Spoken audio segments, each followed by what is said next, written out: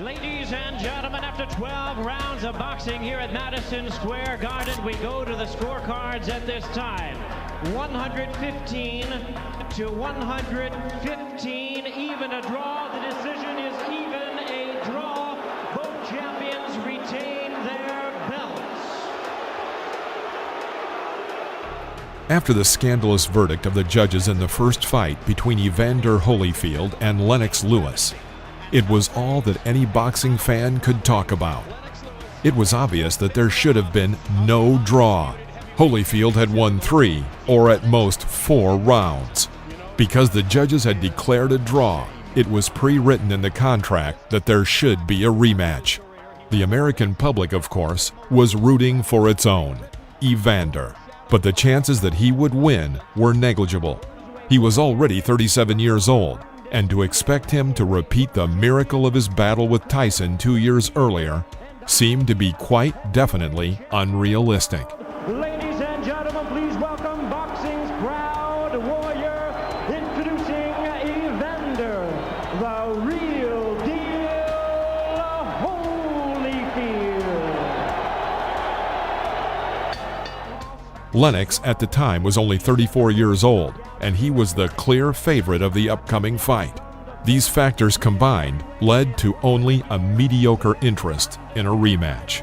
Here is the hard-hitting and current WBC heavyweight champion of the world, introducing Lennox Lewis.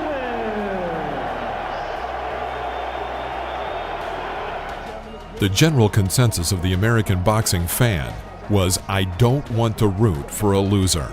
For this reason, when the fight took place on November 13, 1999 in Las Vegas, there was little excitement.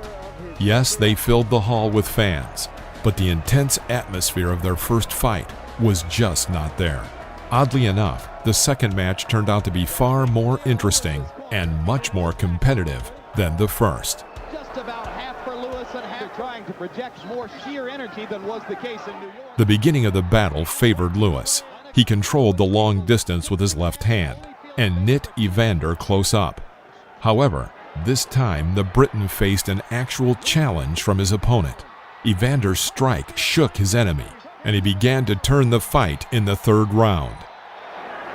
And Halpern telling Holyfield to watch his head as Lewis goes under and then over with the right hand. And the good thing about this, I didn't mention, Lewis has his cup a little. In the sixth, Holyfield realized that he could press harder and began to gain momentum. He delivered powerful blows, but Lennox responded with successful combinations of his own. The seventh round began and proved to be the most memorable round of all the other 23 rounds combined. Lennox shoved with his fists at the moment of contact, and both his right straight and 2 Corona strikes all reached their targets. The Briton clearly controlled the battle, drowning out every attempt by his enemy to close the distance between them. If Holyfield broke through, then Lennox snapped him up and just kept him in the clinch until the referee separated them. This worked for a while, but then his tactic proved to be a failure. Evander struck a short but incredibly powerful left strike to the temple.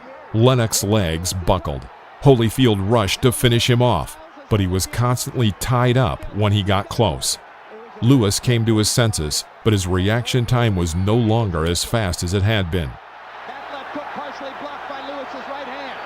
Lennox leans against the ropes himself. Holyfield working the body. He missed another left from the side, and his legs buckled again. It was a serious shock. Holyfield began to win, inflicting brutal blows to the body with both hands.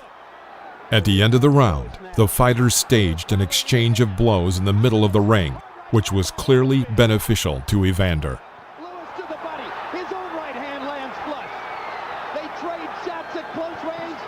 Round 7, the best round. These two fighters have fought against each other in 2 fights. By Holyfield again. Left hook upstairs now. Another left hook, and Lewis backs up and ducks. Leaning forward now. He is into trouble. If only Holyfield could just muster up. So it's a much more even fight. But despite everything we're saying, Lewis has landed some shots in this round and may in fact be winning the round. But when Lewis However, from the 9th round, Lewis regained his advantage and brought the fight to a resounding victory by the decision of the judges. Now Holyfield's going to try to flurry again to convince the judges he's an excellent boxer. Knows what to do and when to do it. Lewis got in a last shot, so Holyfield decided the kind of effort the two fighters are putting forth. But still, Lewis throws more and lands more, and the gun bleeding again. We're going to find out in 5 more seconds of fighting. They fought a lot better fight this time, and the fans appreciate it. I had Lewis winning the fight. This time, all 3 judges billed in his favor. Oddly enough, the second match turned out to be a far more even match than the first, and was undoubtedly a more eventful match than their initial meeting. Lewis won and became the absolute world heavyweight champion. And the undisputed heavyweight champion of the world, Lennox Lewis.